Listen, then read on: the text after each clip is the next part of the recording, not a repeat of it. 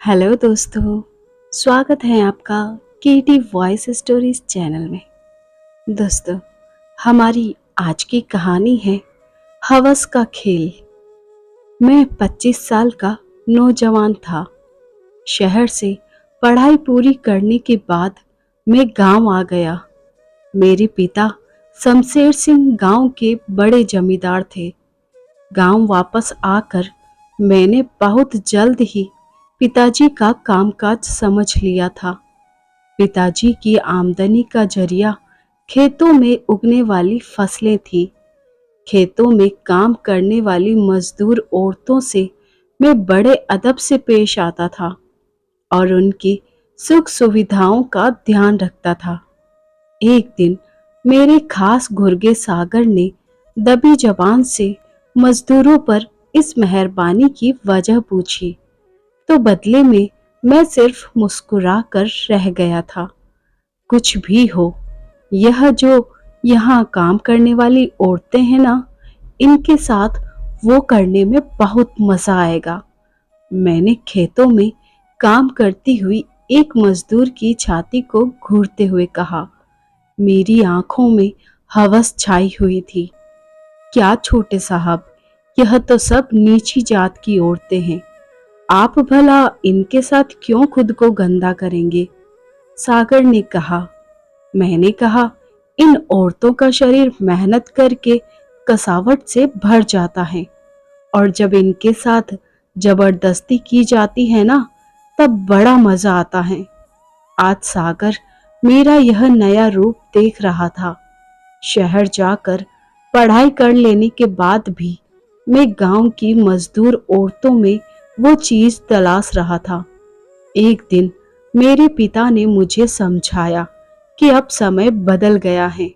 गांव के लोग इतने सीधे साधे नहीं रह गए हैं कि उन्हें आसानी से बेवकूफ बनाया जा सके।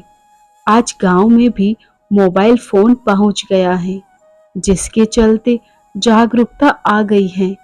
इसलिए बहुत जरूरी है कि गांव की जनता को दबाकर नहीं, बल्कि उन्हें अपनेपन के दिखावे से जीता जाए। पिताजी की बात मुझको समझ में आ गई थी, इसलिए मैंने इस गांव के लोगों के दिलों में अपनी जगह बनानी शुरू कर दी और इस काम के लिए सोशल मीडिया को हथियार बनाया। मैं गांव के बड़े बुजुर्गों को जरूरत की चीजें दान में देता और सोशल मीडिया पर अपनी दानवीरता के फोटो डालकर प्रचार प्रसार करता था। सर्दियों के दिन थे। मैं अपनी गाड़ी में बैठकर शहर की ओर जा रहा था। इतने में मेरी नजर गांव की एक लड़की किरण पर पड़ी, जो अपनी बकरी के पीछे पीछे दौड़ रही थी। किरण की छाती पर कोई भी दुपट्टा नहीं था। उसका कुर्ता भी उसके सीने से चिपक गया था, जिससे उसका गोला साफ दिख रहा था। मेरी गंदी नजर किरण की छाती पर अटक कर रह गई। मेरी आंखों में हवस के लाल डोरे तैरने लगे। सागर मेरी मनसा को समझ गया और बोला, हुजूर, माल पसंद आ गया हो तो बताएं। मैं सागर की तरफ देखकर कुटिलता से मुस्कुराने लगा। फिर क्या था, गाड़ी चलाते हुए सागर ने किरण की तरफ बढ़ा दी और उसके पास पहुंचते ही गाड़ी रोककर सागर ने किरण को गाड़ी के अंदर घसीट लिया। किरण घबरा गई थी, पर सागर के आगे सिर्फ हाथ पैर पटक कर ही रह गई। सागर ने उसे कार की पिछली सीट पर पटक दिया, जहां पर मैं उसे ललचा नजरों से घूर रहा था। मैं किरण को चाटने लगा और उसके कपड़ों को खींचने की कोशिश करने लगा। किरण ने बचने की बहुत कोशिश की, पर मैं उसके शरीर में प्रवेश कर चुका था। किरण की आंखों से लगातार आंसू बह रहे थे, पर मैं तो अपनी हवस मिटाने में लगा हुआ था और मेरा पालतू सागर आगे सीट पर बैठा हुआ गाड़ी चला रहा था और बीच बीच में मैं नजर उठाकर सामने लगे आईने में पीछे का नजारा देख भी लेता था। लस्त पस्त हालत में मैंने किरण को गाड़ी से नीचे फेंक दिया। थोड़ी देर बाद वह उठी और गांव के बाहर उफनती नदी में कूदकर अपनी जान दे दी। किरण की खुदकुशी कुछ दिनों तक आसपास के गांव में चर्चा की बात बनी रही। मैं पहले तो खबर से थोड़ा घबराया, फिर मैंने इस मौके का फायदा उठाया और गांव में यह बात फैला दी कि किरण की मौत एक हादसा थी जो उफना नदी में डूबकर हुई। इसके बाद मैंने अपने पास से 50,000 पीड़ित परिवार को दिए और सोशल मीडिया पर इसके फोटो भी अपलोड कर दिए। अब तो मैं तानाशाह हो चुका था। गांव में किसी की भी इज्जत पर हाथ डालना मेरे लिए बाएं हाथ का खेल बन गया था। एक दिन की बात है, मैं शहर जाने की तैयारी कर रहा था कि तभी मुझसे मिलने 40 साल की गीता नाम की एक औरत आई। उसकी 18 साल की बहन भी साथ में थी। मैंने उन दोनों का हाथ जोड़कर स्वागत किया और ड्राइंग रूम में बिठाकर आने की वजह पूछी तो गीता ने बताया कि वह कमजोर और बेरोजगार औरतों को अपने पैरों पर खड़ा होना सिखाती हैं। इसके लिए वह उन्हें उद्योग लगाने की ट्रेनिंग भी देती हैं और उसके बाद अगर 10-12 औरतें मिलकर इस काम को उद्योग की शक्ल देना चाहे तो वह उन्हें सरकार से लोन भी दिलवाने में मदद करती है। कान तो गीता की बातें सुन रहे थे, पर मेरी आंखें लगातार गीता के जिस्म पर घूम रही थी और बीच बीच में मैं उसके कमसीन बहन की जवानी को भी तोल रहा था। मैं सोचने लगा कि यह गीता तो काम की औरत है। मैंने गीता को अपने गांव की औरतों को काम सिखाने की रजामंदी दे दी और उनके रहने का इंतजाम अपनी हवेली के गेस्ट रूम में करा दिया। अगले दिन से ही गीता ने गांव की औरतों से मिलना और उन्हें काम के बारे में बताना शुरू किया। बाहर से आई गीता के समझाने का अंदाज गांव की औरतों को बहुत पसंद आया और वे उन्हें सहयोग करने के लिए राजी हो गई। मुझको गीता के काम चलने या ना चलने से कोई मतलब नहीं था, बल्कि मेरी हवस भरी नजर तो गीता की छोटी बहन रश्मि पर थी। रश्मि अपने उम्र के बाकी लड़के लड़कियों की तरह उसे भी अपने मोबाइल फोन से बहुत प्यार था। वह गांव में मोबाइल के कैमरे से फोटो और वीडियो बनाया करती थी।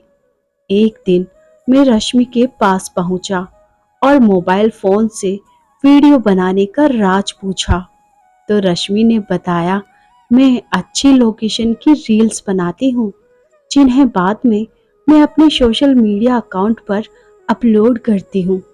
सोशल मीडिया तो मैं भी इस्तेमाल करता हूँ और मैं भी जानता हूँ कि यह रील्स बनाने के लिए तुम्हें अच्छी लोकेशन चाहिए। मैंने रश्मि के लिए जाल बिछाना शुरू कर दिया था और रश्मि उसमें फंस भी गई थी। अगले दिन गीता जब औरतों को काम सिखा रही थी तब मैं रश्मि को लोकेशन दिखाने के बहाने अपनी गाड़ी में शहर की ओर जाने वाली रोड पर ले गया। रश्मि भी गीता को बताए बिना ही मेरे साथ चल दी थी।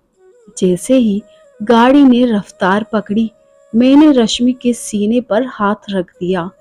रश्मि चौंक गई और उसने दूर होना चाहा, पर मैंने उसे अपनी बाहों में जकड़ लिया और फिर उसके कपड़े तन से हटा दिए। गाड़ी की पिछली सीट पर ही रश्मि के बदन से मैं मस्त वाला खेल खेलने लगा।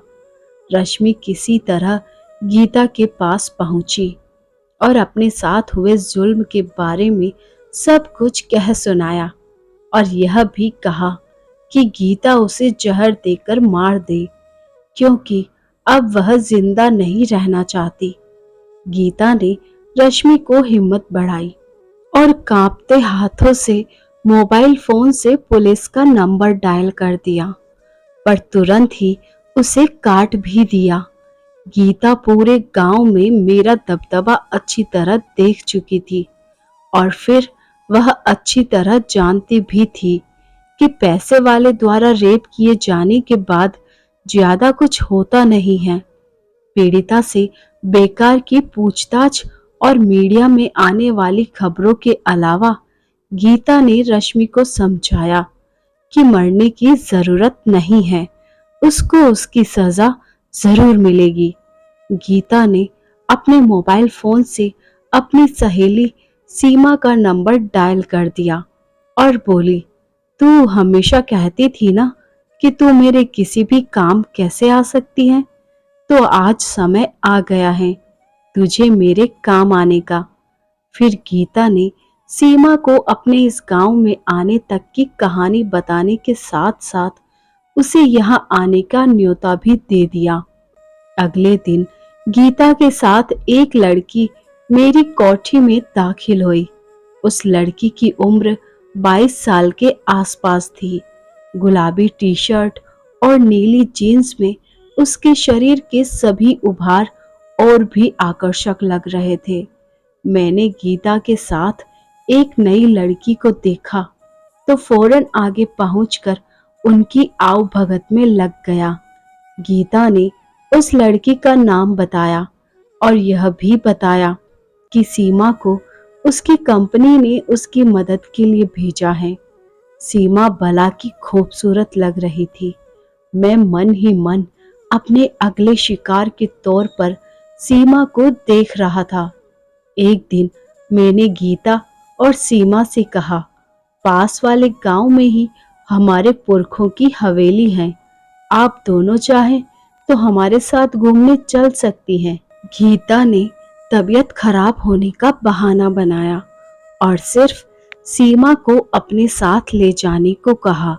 गाड़ी चल दी थी और मैंने सीमा को कोल्ड ड्रिंक ऑफर की तो सीमा ने मुस्कुराकर उसे बच्चों की ड्रिंक बताकर पीने से मना कर दिया। सीमा का ऐसा खुलापन मुझको बहुत अच्छा लगा तो मैंने अपने बैग में बंद शराब की बोतल निकाल ली और चलती गाड़ी में ही पीने पिलाने का दौर शुरू हो गया। मैंने सीमा को भी शराब ऑफर की जिसे उसने मुस्कुराकर स्वीकार कर लिया। तकरीबन आधे घंटे की ड्राइविंग के बाद ही मैंने सीमा की जांघों को सहलाना शुरू कर दिया। सीमा को अच्छी तरह पता था कि उसे आसानी से हाथ नहीं आना है और कितने नाज नखरे दिखाने हैं। उसके यह नखरे मेरी हवस को और बढ़ा रहे थे और आखिरकार चलती गाड़ी में ही हवस का खेल शुरू हो गया। कुछ देर में ही मैं निढाल हो गया। अगले दिन सुबह मेरे मोबाइल पर गीता का एक मैसेज आया, एक वीडियो भेज रही हूँ, इसे देखते ही तेरी सारी पुरखों की आंत भी फट जाएंगी। मुझको कुछ समझ नहीं आया। मैंने मोबाइल फोन पर रिसीव हुआ मैसेज देखना शुरू किया। यह मेरी गाड़ी में बना हुआ वीडियो था जिसमें मैं नंगी हालत में कार की सीट पर लेटा हुआ था और मेरे ऊपर सीमा थी। वीडियो देखते ही मेरा गुस्सा 7वें आसमान पर जा पहुंचा। तेरी इतनी हिम्मत कि तू मेरा वीडियो बनाए? रुक, अभी आकर तुझे बताता हूँ।